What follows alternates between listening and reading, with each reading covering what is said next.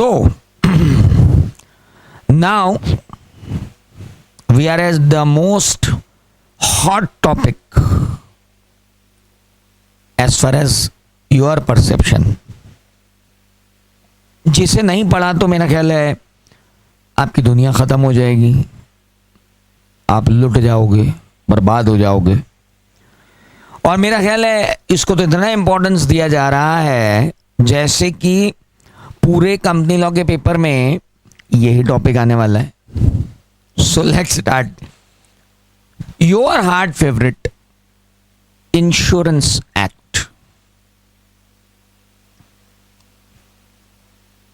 (1938) which is amended in 2015, और ये amendment आपको एप्लीकेबल है। और ICAI ने, मदर इंस्टीट्यूट ने हमारी एक स्टडी मॉड्यूल भी आपके लिए दे दिया। और जैसे ये स्टडी मॉड्यूल आया, लोगों को शायद ये परसेप्शन हो गया कि अब तो 100 नंबर में से 100 नंबर का इंश्योरेंस एक्ट ही आएगा। मजाक नहीं कर रहा हूं, दिमाग खा गए लोग बाग मेरा। इंश्योरेंस एक्ट कब पढ़ाएंगे, इंश्योरेंस एक्ट कब पढ़ाएंगे, इंश्योरेंस एक्ट पढ़ाएंगे। और इससे पहले एग्जाम जब हुआ करती थी, जब इंश्योरेंस एक्ट अमेंड नहीं हुआ था, उस वक्त क्वेश्चन ये होता था, सर आप इंश्योरेंस एक्ट भी पढ़ाओगे क्या? ऐसा क्या हो गया कि आपका परसेप्शन एकदम चेंज हो गया कि सर आपके इंश्योरेंस एक्ट भी पढ़ाओगे क्या? वो तो आता ही नहीं है एग्जाम में। और अभी एकदम से इंस्टीट्यूट ने एक मटेरियल निकाल दिया तो आपका परसेप्शन ये हो गया कि पूरा कंपनी लॉ पढ़ा एक तरफ, इंश्योरेंस एक्ट नहीं पढ़ा, मतलब कुछ नहीं पढ़ा। Kindly get rid of it. It's just of 4 marks still. It will have a weightage of 4 marks, and God knows, in the crowd of 29 odd question in a paper, आपको attempt भी करना पड़ेगा ये या नहीं करना पड़ेगा। So make it sure, insurance act को अगर मैं पढ़ाने जाऊं और सेक्शन बाय सेक्शन पढ़ाने जाऊं तो I can teach for 6 hours, और 6 hours तो हमने कारों को नहीं दिए जो 8 मार्क्स की आती है, तो इसको क्या देंगे जो 4 मार्क्स में भी आएगा या नहीं आएगा, we don't know. 5 acts overview में डाले हुए हैं आपके नए कोर्स में। और ओवरव्यू का मतलब समझते हो, it's a bird's eye view. You should have knowledge, not in depth knowledge, but you should have an overview and common understanding of these 5 acts. First one is Banking Regulation Act, another one is Insurance Act, third one is IRDA Act, fourth one is SICRA and SURFASI. So ये 5 और money laundering 6, ये 6 acts जो है ना आपके, these all acts आपको सिर्फ overview लेना है इनका. You are not going in detail and depth of it. So overview में कितना हमको पढ़ना है वो हम देखेंगे. और अब जो ये लेक्चर देख रहे हैं लोग, उनको मैं ये बता दूं कि आप जो इस आशा और उम्मीद में बैठे हैं कि सर अमेंडमेंट पढ़ाएंगे, तो मैं सिर्फ अमेंडमेंट नहीं पढ़ाऊंगा, मुझे तो पूरा ही पढ़ाना पड़ेगा. और आप ही अपने दिल पे ईमानदारी से हाथ रख के बता दो कि आपने जो इंश्योरेंस एक्ट 1938 पहले पढ़ा हुआ है, जो आप अमेंडमेंट लेक्चर बैठने के लिए नहा धो के तैयार बैठे हो, जस्ट टेल मी, तुमको उसमें से कितना याद है. आइए शुरू करें.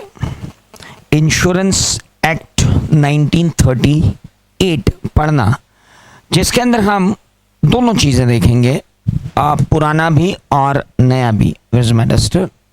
दोस्तों अब शुरू करते हैं. इंश्योरेंस मतलब क्या? Save someone from losses due to end of life और other. If it is end of life, इसको हम कहते हैं लाइफ इंश्योरेंस,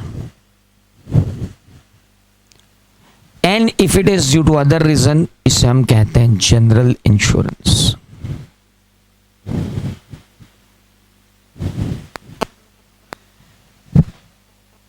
इंडिया में लाइफ इंश्योरेंस का business life insurance corporation of India के आधिपत्य में चलता रहा जब तक कि प्राइवेटाइजेशन नहीं आया 1999 में इरेडा के बनने के बाद। चूंकि कोई अथॉरिटी नहीं थी, इसलिए इंश्योरेंस एक्ट को सेंट्रल गवर्नमेंट डायरेक्ट गवर्न करती थी।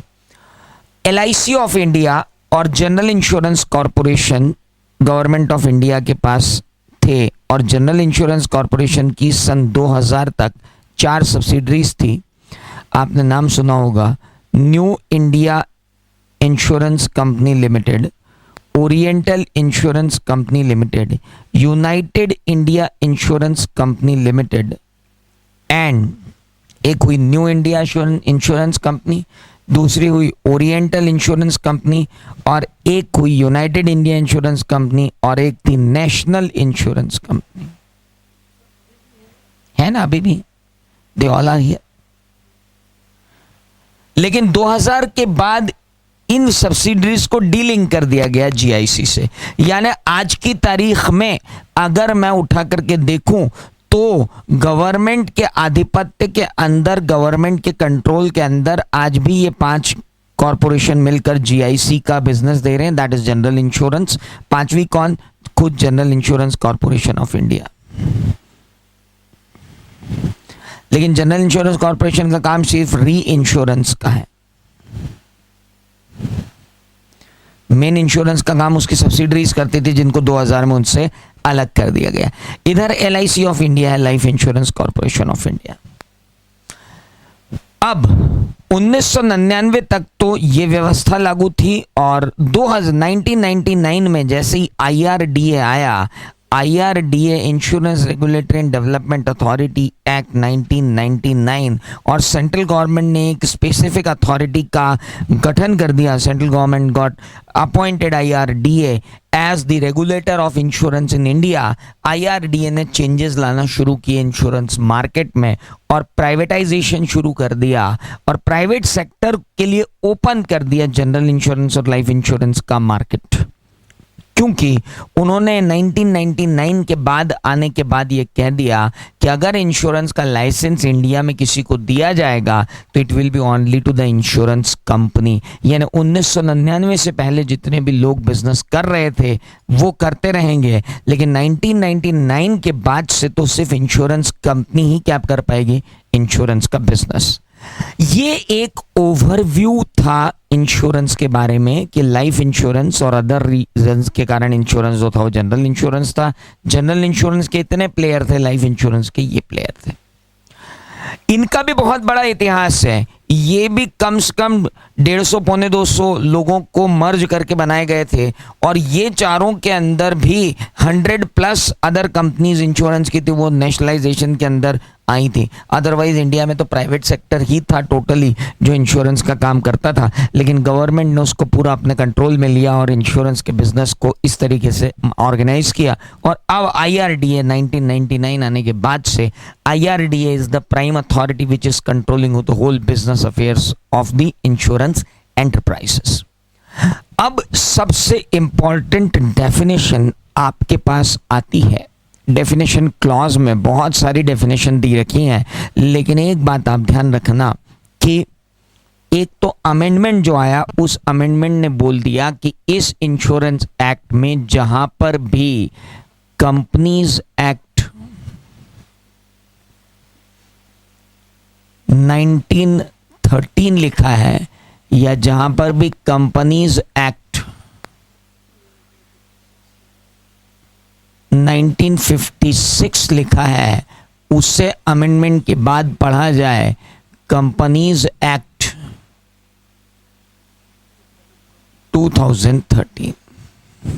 ये सबसे बड़ा अमेंडमेंट है जिसमें पूरे इंश्योरेंस एक्ट के हर सेक्शन सब सेक्शन जहां भी यूज़ किया गया है word companies act 1913 and companies act 1956, it had been replaced by companies act 2013।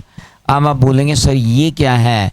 आप सबको तो मालूम है कि भारत में कंपनीज एक्ट 1913 में आया था, 100 साल बाद दूसरी बार इसमें भयानक चेंज हुआ। मतलब पहली बार 1913 था, उसको रिप्लेस करके 1956 आया और अब फिर 2013 आ गया। 100 ईयर्स में पूरा राउंड बैक होकर कंपनीज एक्ट 2013 हमारे सामने आया ना। हमें उससे क्या, हमें तो पहला अमेंडमेंट देखना था, वो हमने देख लिया कि पूरे एक्ट में जहां जहां कंपनीज एक्ट 1913 या 1956 लिखा है उसकी जगह कंपनीज एक्ट 2013 हो जाएगा। अब मैं आपको बता दूं कि इंश्योरेंस करने वाला इंश्योरर कहलाता है और जिसका इंश्योरेंस होता है वो इंश्योर्ड कहलाता है। सेक्शन 2 सबसेक्शन 9 कहती है कि इंश्योरर मतलब क्या, हु इज एन इंश्योरर। अगर मैं इंश्योरर की डेफिनेशन देखूं सो इंश्योरर का मतलब होता है एन इंडियन इंश्योरेंस कंपनी, या तो एक Indian insurer company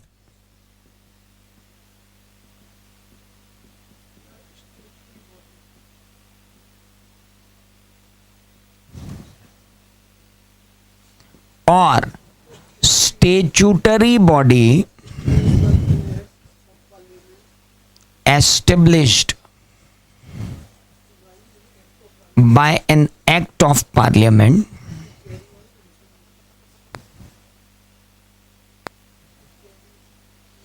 to carry on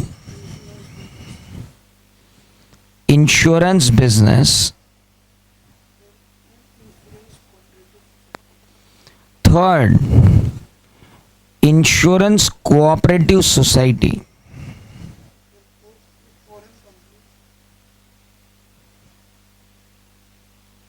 Fourth, foreign company engaged in reinsurance business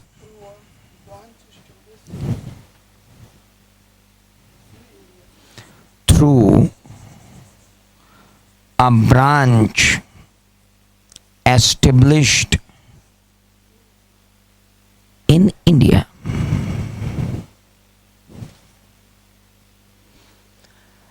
Now, the first thing which is there, Indian Insurance Company. The second one is statutory body established by the insurance business and for the insurance business. Third one is Insurance Cooperative Society, and fourth one is nothing but foreign company engaged in reinsurance business through a branch established in India. यानी India में insurance का business कौन कर सकते हैं? सबसे पहले तो आप कर सकते हैं if you are an Indian insurance company. और 1999 के बाद से तो आपको यही होना ज़रूरी है। 99 के पहले स्टैट्यूटरी कॉरपोरेशन जितने भी हो गए थे, चाहे जीआईसी हो चाहे एलआईसी हो, इन सब के अपने एक्ट हैं। तो अगर वो एक्ट ऑफ पार्लियामेंट के अंदर अधीन आए हैं तो they can be termed as insurance insurer. Then insurance cooperative societies भी हैं जिनको इंश्योरेंस करने की इजाज़त दी है, लेकिन वो सिर्फ अपने मेंबर्स का इंश्योरेंस करते हैं। एंड देन फॉरेन कंपनी जो यहाँ आकर ब्रांच एस्टेब्लिश करती है ताकि वो री इंश्योरेंस का बिजनेस कर सके। तो इन चार लोगों को आप बोलते हो इंश्योरर। यानी आप मान के चलिए इस एक्ट में जब जब भी इंश्योरर वर्ड यूज होगा, do not presume that we are only talking about Indian insurance company. We may talk about Indian insurance company. हम Indian insurance company के बारे में बात कर सकते हैं, जैसे कि HDFC, SLIC, बिरला सन लाइफ, है ना, Tata, AIG and so many. We have Max Life, so we have so many. Prudential was there, so we have so many entities who are carrying on business, but they all, जितने के नाम लिए वो सब क्या है? कंपनी। लेकिन अगर मैं GIC, LIC, national India insurance, इनकी बात करूंगा तो they are all statutory body established act in parliament. Cooperative societies अपने मेंबर्स का अगर इंश्योरेंस करती हैं तो that can be cooperative society. And foreign company. तो इन 4 फॉर्मेट्स के अंदर ही इंश्योरेंस का बिजनेस करने की इंडिया में इजाजत मिलेगी। उसके अलावा आपको कोई इजाजत नहीं है इंडिया में बिजनेस करने की। यानी आप सोचो कि पार्टनरशिप फर्म, प्रोप्राइटरशिप फर्म या कोई नॉर्मल अदर एंटिटी के अंदर हम एसोसिएशन ऑफ पर्सन मिलकर इंश्योरेंस का बिजनेस कर पाए तो सब वो संभव नहीं है। It's not possible to have business of insurance other than these. Now तो दोस्तों इंश्योरर तो हमने देख लिया। अब ये इंश्योरर कितने टाइप के बिजनेस करेगा? 2 ही टाइप के बिजनेस करेगा, एक लाइफ इंश्योरेंस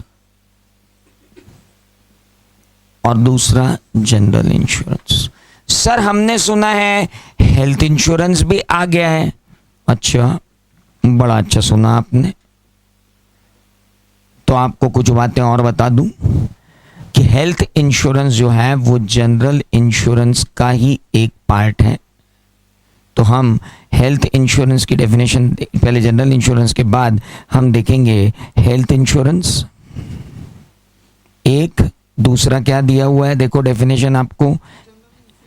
जनरल इंश्योरेंस में हेल्थ इंश्योरेंस भी आ गया जाएगा, फायर इंश्योरेंस भी आ जाएगा। ये सब डिफाइंड है भाई एक्ट में। देन मराइन इंश्योरेंस,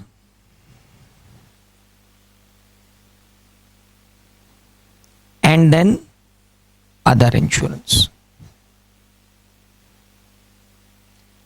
कुछ अमेंडमेंट ऐसा नहीं हो गया है कि हेल्थ इंश्योरेंस को आपको डिफाइन किया, हेल्थ इंश्योरेंस एक नई ब्रांच हो गई। कोई नई ब्रांच नहीं है, सब ब्रांचेस तो आज भी 2 ही हैं, लाइफ इंश्योरेंस और जनरल इंश्योरेंस। अगर ये नई ब्रांच बोल दूं तो फिर ये 3 पुरानी ब्रांच क्या क्या होगा बताइए? ये तीनों भी तो डिफाइंड है ना पहले से एक्ट में। जनरल इंश्योरेंस का ही पार्ट है, हेल्थ इंश्योरेंस भी जनरल इंश्योरेंस का पार्ट है। कल से अगर मोबाइल इंश्योरेंस करके यहाँ डाल दिया तो क्या करोगे? आज की तारीख में मोबाइल इंश्योरेंस सबसे बड़ा इंश्योरेंस का मार्केट बन के आ रहा है जनरल इंश्योरेंस के अंदर। कल से अगर आके मोबाइल इंश्योरेंस डाल दिया तो क्या बोलोगे कि साहब इंश्योरेंस का टाइप बढ़ गया? नो वे, इंश्योरेंस का कोई टाइप नहीं बढ़ा है।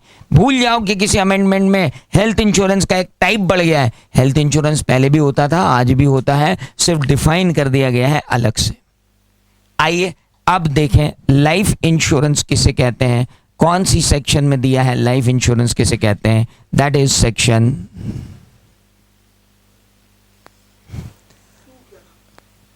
2 subsection 11।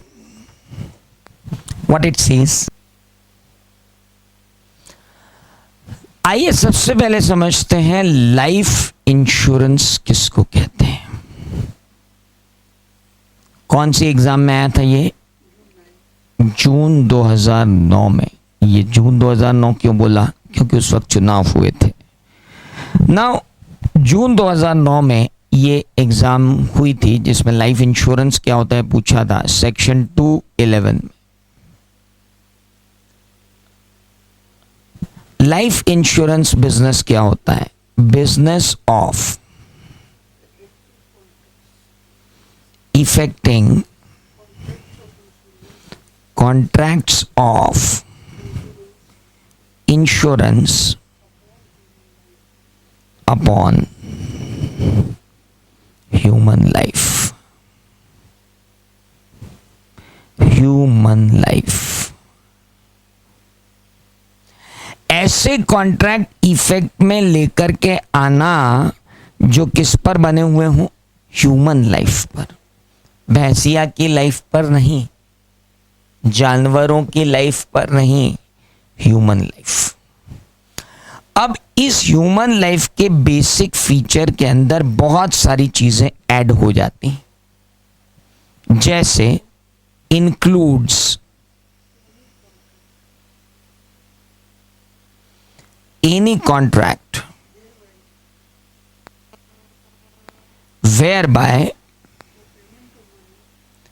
the payment of money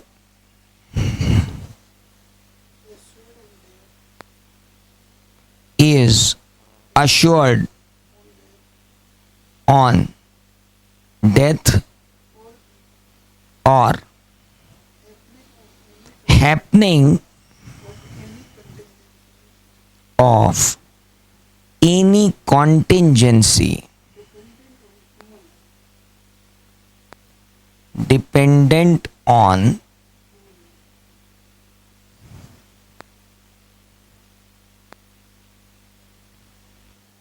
human life. इसमें सबसे पहली बात, ह्यूमन लाइफ के वेरिएंट्स हैं। अब ये these all are derivatives, derivatives तो नहीं बोलूंगा बट हाँ टाइप्स हैं। There are various type of contracts under the life insurance. Includes any contract where by the payment of money is assured on death. अगर death हो गई तो payment मिलेगा, गुड। अगर डेथ हो गई तो जितना नुकसान होगा वो हम भरने को तैयार हैं। तो any contingency depending on human life, okay. दूसरी बात, अगली बात, it also includes a contract which is subject to premium for a term depending on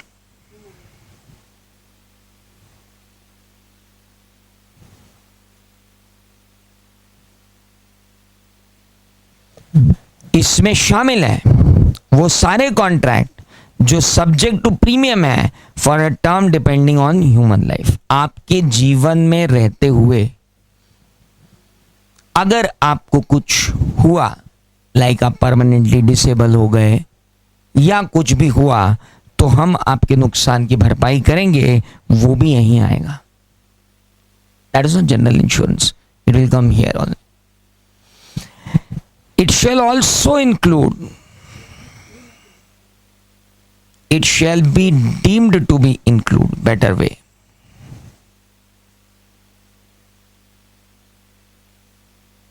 इसमें और भी शामिल होगा। क्या क्या? What else will be included? और क्या शामिल होगा? Granting of disability and double or triple benefit,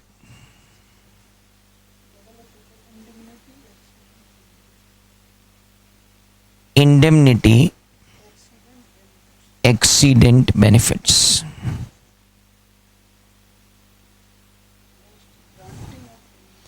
and second is granting of annuity upon human life, and last one is granting of superannuation allowance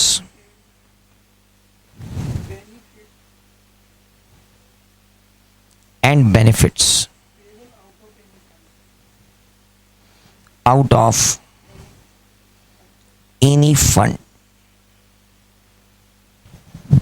ये डेफिनेशन पहले आप लिख लीजिए, तब जाकर मैं आपको 4 मार्क्स का क्वेश्चन तैयार करवाऊंगा logically.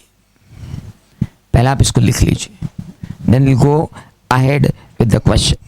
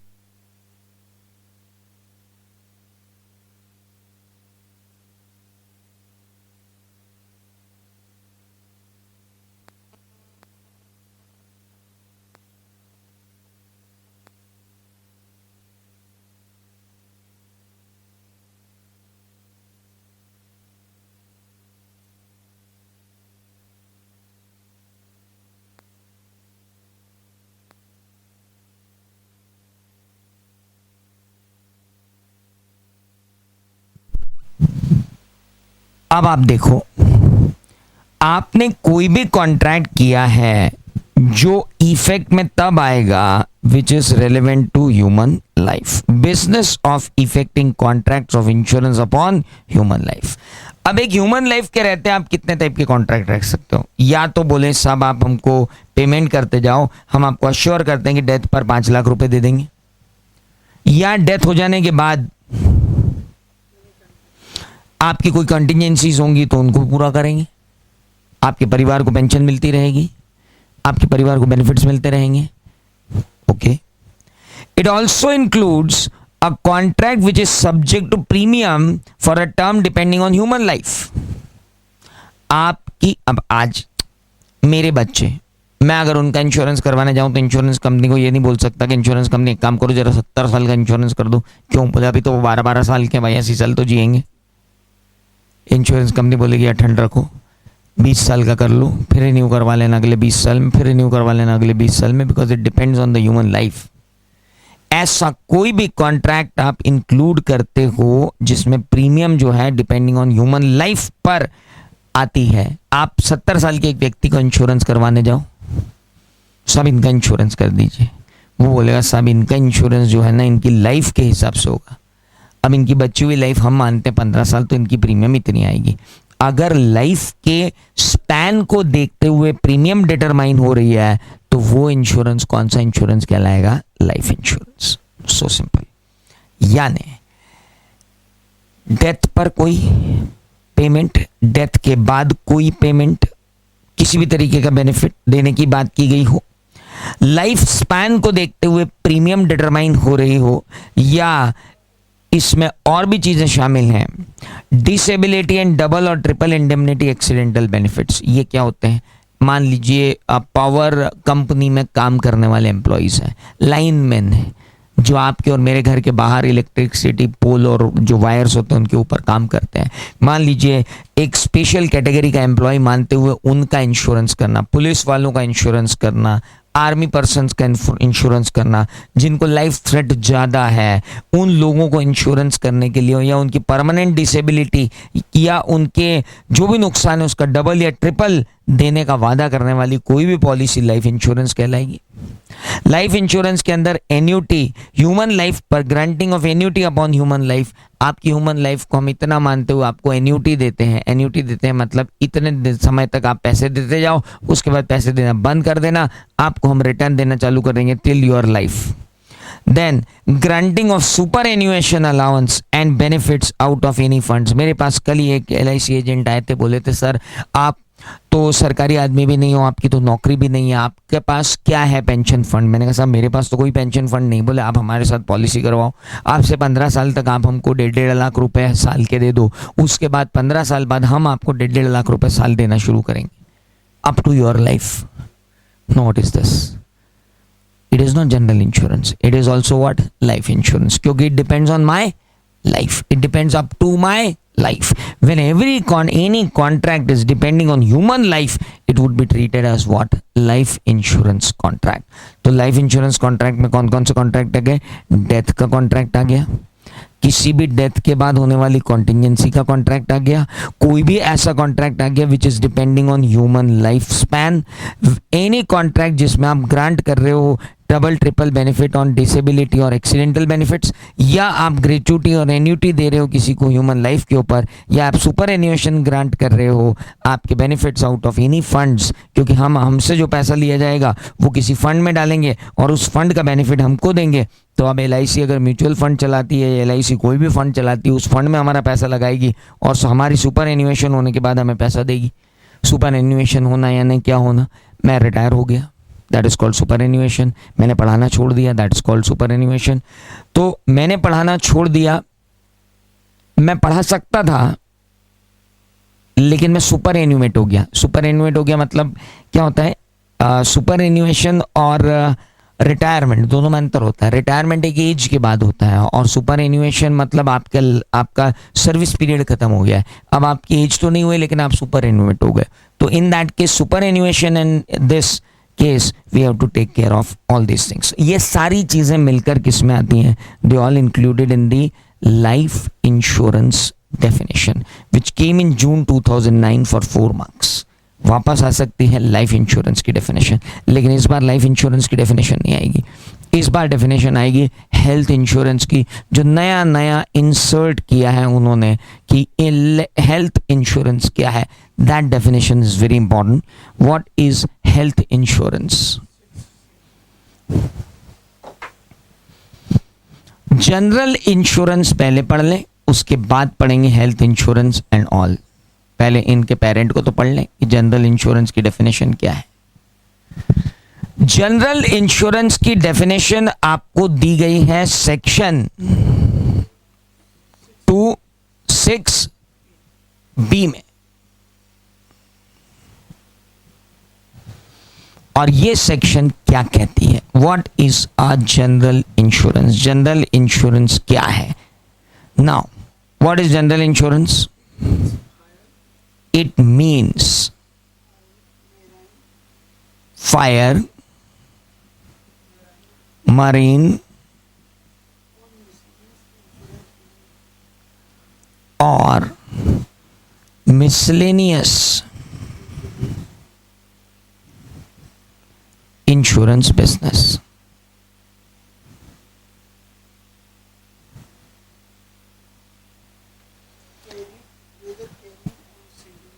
Whether carried on singly or in combination with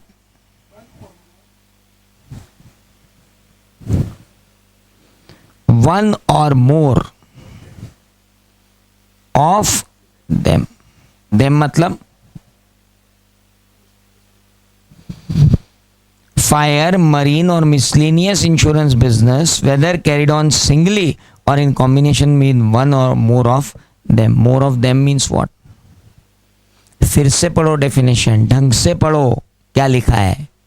पूरी डेफिनेशन पढ़ो जो दी है आपको. क्या लिखी है डेफिनेशन? पूरी पढ़ो.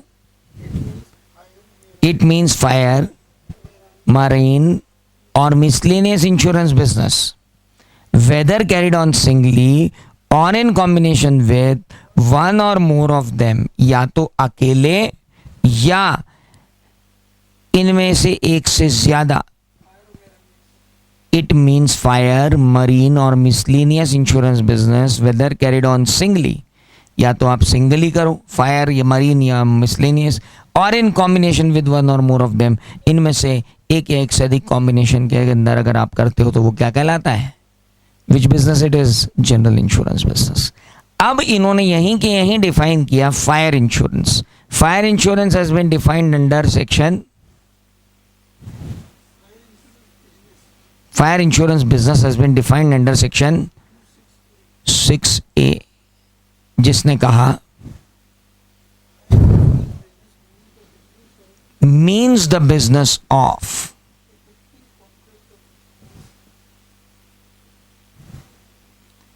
effecting contract of insurance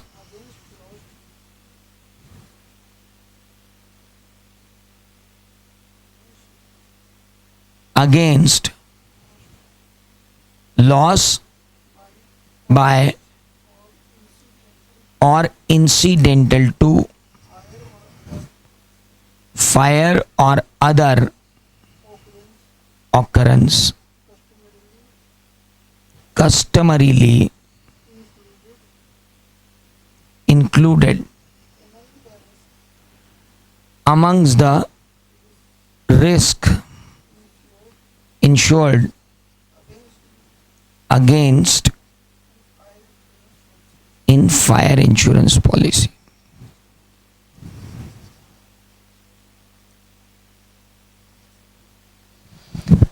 Business of effecting contracts of insurance against loss by or incidental to fire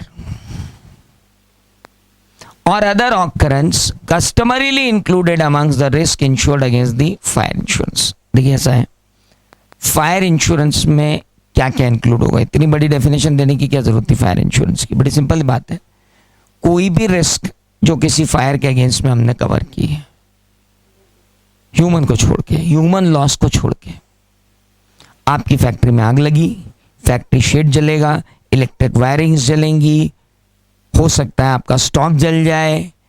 तो फायर के अंदर जितने भी इंसिडेंसेस होंगे, they all are covered within the risk which is called a fire insurance. Not is marine insurance. Marine insurance को अगर आप देखने जाओ तो वो क्या बोलते हैं, सेक्शन 213A क्या कहती है, business of effecting contracts, contract of insurance upon vessel, okay, of any description, चाहे उसको यॉट बोलो चाहे कुछ भी बोलो, अपॉन वेसल और any description, cargo, freight, etc., which may be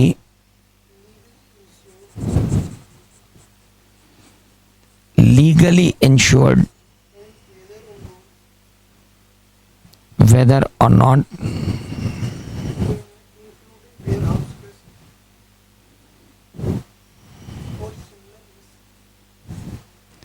warehouse or similar risk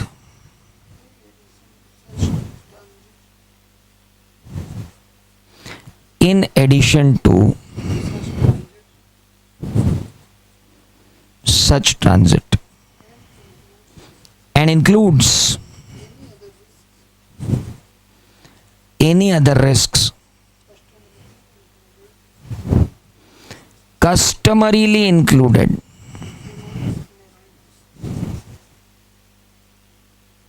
in marine risk.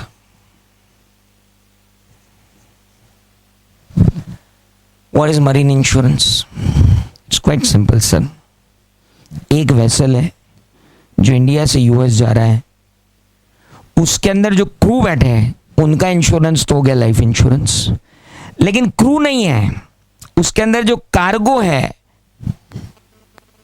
और अगर वो डूब गया तो उसका फ्रेट भी डूब जाएगा, जो नहीं मिलेगा। उसके साथ साथ और भी चीजें हैं जो अगर वो डूबा तो खत्म हो जाएगा। और ये गुड्स ऐसे नहीं थे कि इलीगल गुड्स थे, they were legal goods and legally insured, whether or not including warehouse or similar risk. कई बार क्या होता है, वेयर हाउस होते हैं, ट्रांसशिपमेंट होता है। ट्रांसशिपमेंट होने के लिए क्या होता है साहब कि मैंने यहाँ से गुड्स को मैंने आपके वेसल को इंश्योर किया, वो वेसल ने जाकर पोर्ट पे गुड्स को उतारा, उसको वेयर हाउस में रखा, फिर वहां से उठाया वापस रखा। तो whether it includes the warehouse or not include the warehouse doesn't matter, लेकिन it is there as a general insurance business. तो मरीन इंश्योरेंस भी डिफाइंड है, फायर इंश्योरेंस भी डिफाइंड है, और मिसलेनियस इंश्योरेंस बिजनेस भी defined है। अगर मिसलेनियस इंश्योरेंस बिजनेस की डेफिनेशन को देखने जाऊं तो क्या बोलता है, business of effecting insurance contracts which is not principally or wholly hire, fire, life और marine। तो भैया जो फायर नहीं है, जो लाइफ नहीं है, जो मरीन नहीं है, वो क्या कहलाएगा, मिसलेनियस इंश्योरेंस। और इस एक्ट के अमेंडमेंट से पहले तक हेल्थ इंश्योरेंस को हम कहाँ डाल के चलते थे, मिसलेनियस इंश्योरेंस के अंदर। लेकिन इस अमेंडमेंट के आने के बाद हेल्थ इंश्योरेंस को मान्यता मिली है। मैं मानता हूं कि ये डेफिनेशन बहुत ही बोरिंग है लेकिन लॉजिकल है। देखो, एक चीज तो बहुत ही कॉमन हर जगह मिल रही है, business of effecting contract of insurance. हर डेफिनेशन में मिल रहा है business of effecting contract of insurance. यहाँ था अगेंस्ट लॉस बाय और इंसिडेंटल टू फायर, यहाँ है of any loss upon the vessel और एनी डिस्क्रिप्शन ऑफ कार्गो और फ्रेट, उनके लॉस का यहाँ पर क्या है, इंश्योरेंस है। और वहाँ था अपॉन लाइफ। तो हर जगह एक चीज कॉमन है, business of effecting contract in insurance upon life हो गया तो life insurance, upon loss by fire हो गया तो loss by fire, upon any cargo marine or vessel, sorry on any vessel cargo और freight whether includes warehouse risk or not, and customarily उसमें जितनी भी रिस्क कवर होती हैं वो सब कवर कर दे, तो that is known as marine insurance. और मिसलेनियस इंश्योरेंस कौन सा हो गया? ऐसा इंश्योरेंस जो फायर, मरीन और लाइफ को छोड़कर है। लेकिन अब एक चीज और छोड़नी पड़ेगी, which is except the fire, marine, life and health, क्योंकि अब नया जो अमेंडमेंट आया है उसमें एक सेक्शन आई है जिसको किस में लिया गया है? हेल्थ इंश्योरेंस में। तो let's move to another definition of health insurance. मेरा कोई भी स्टूडेंट जब भी एग्जाम में जाएगा उसे कम से कम इतनी डेफिनेशन याद रखनी है। कोई नहीं पूछने वाला तुमसे कि कंट्रोलर किसको कहते हैं, कभी आया नहीं ना कभी आएगा। कोई नहीं पूछने वाला तुमसे कि अथॉरिटी किसको कहते हैं, ना कभी आया था ना कभी आएगा। इंपॉर्टेंट ये है कि लाइफ इंश्योरेंस किसको कहते हैं, जनरल इंश्योरेंस किसको कहते हैं, फायर इंश्योरेंस किसको कहते हैं, मरीन इंश्योरेंस किसको कहते हैं, मिसलेनियस इंश्योरेंस किसको कहते हैं, और अब जो सबसे इंपॉर्टेंट है इस बार के लिए 7 star question, and that is health insurance.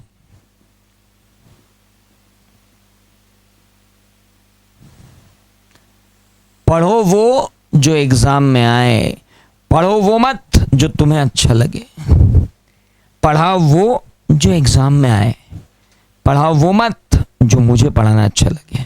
किसको ये डेफिनेशन पढ़ाना अच्छा लगेगा? किसी को भी नहीं लगेगा। किसको ये डेफिनेशन पढ़ना अच्छा लगेगा? किसी को भी नहीं लगेगा। लेकिन एग्जामिनर को बड़ा अच्छा लगता है जब वो पूछता है, और आपको भी बड़ा अच्छा लगता है जब आप लिख के आते हो। सो अल्टीमेटली हमारा गोल यहाँ बोर होना या एंटरटेनमेंट होना नहीं है। अल्टीमेटली हमारा गोल है learning to crack the exam, that's it. आपको कितना मजा आ रहा है कितना नहीं आ रहा है doesn't matter boss, it's not, it's an education, it is not entertainment, है ना। It's very important. I can talk on general insurance की, जनरल इंश्योरेंस में मैं अपने गले का इंश्योरेंस करवा लूँ, मैं उसका ये करवा लूँ, मैं उसको वो करवा लूँ। ऑल डिपेंड्स कि वो लाइफ है कि जनरल है। फालतू बातें ना करें, हम यहीं रहें, बेटर है। आइए चलते हैं हेल्थ इंश्योरेंस में। Section 2(6)(c) health insurance business किसको कहेंगे? फिर से वही बात, means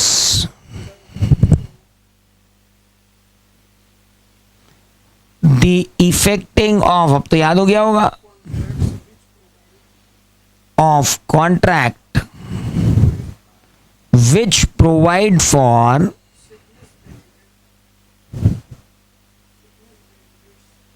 sickness benefits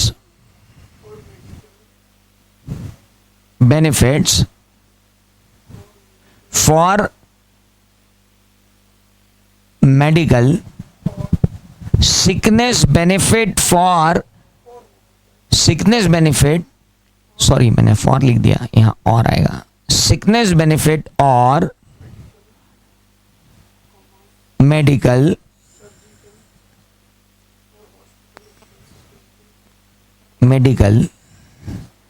surgical or hospital expense benefits,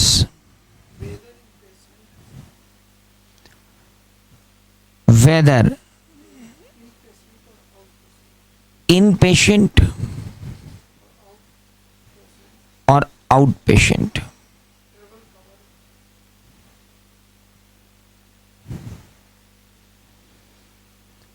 whether inpatient or outpatient, travel cover,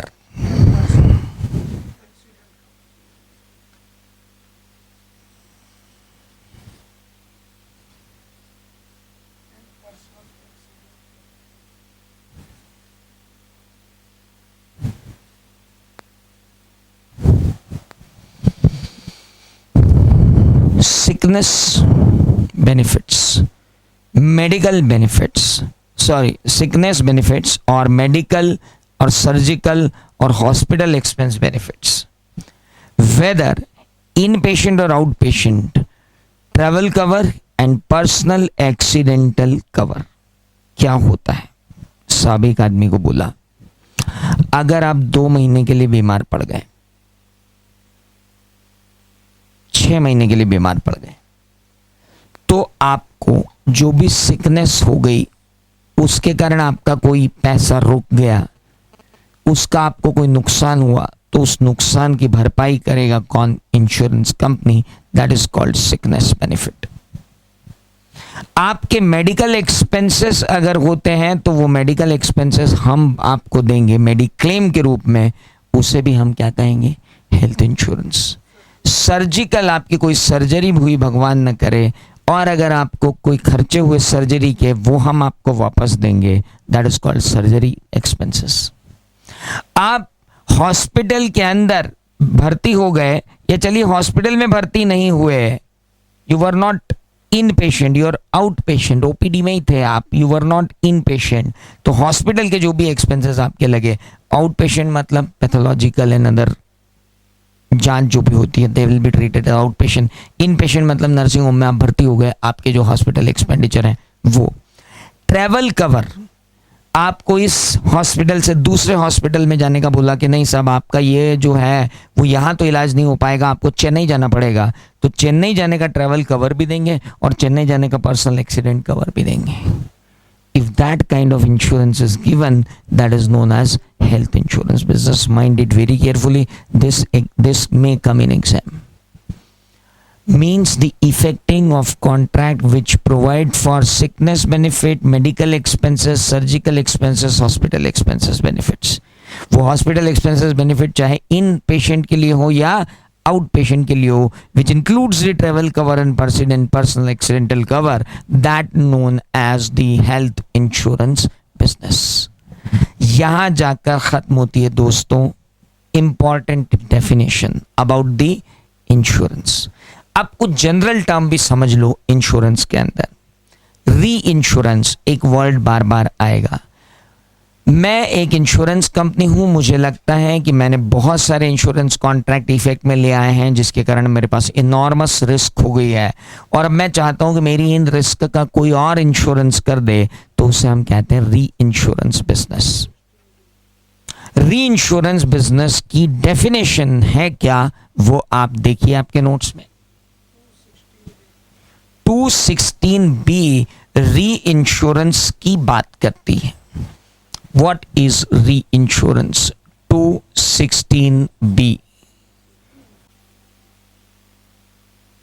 Reinsurance का मतलब क्या है? What is reinsurance? Reinsurance means the insurance of part of one insurer's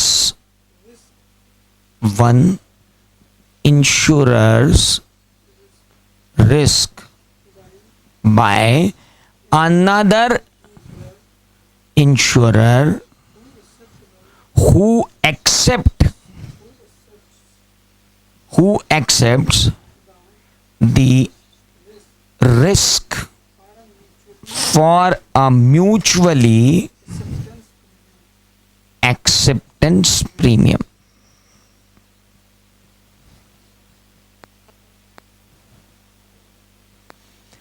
India में जीआईसी का मुख्य धंधा यही है। ये खुद डायरेक्ट इंश्योरेंस नहीं करती। इसकी जो तथाकथित 4 सब्सिडरीज थी जिनको 2000 में इससे डीलिंग कर दिया गया था, वो अपना इंश्योरेंस करती थी। फिर नेशनल इंडिया इंश्योरेंस को लगता था कि मैंने बहुत सारा इंश्योरेंस कर लिया है, अब मुझे अपनी रिस्क का इंश्योरेंस करवाना चाहिए। तो टोटल रिस्क का नहीं, पार्ट ऑफ इंश्योरेंस रिस्क के एक पार्ट का अनदर इंश्योरर से इंश्योरेंस करवाना एट एन एक्सेप्टेड प्रीमियम क्या कहलाता है? री इंश्योरेंस। सिंपल सी बात है। जो मुझसे ऑडिट पढ़ते हैं बच्चे, उन्हें मालूम है कि व्हाट इज री insurance, they know better what is री इंश्योरेंस। तो ये था 216B में व्हाट इज री इंश्योरेंस।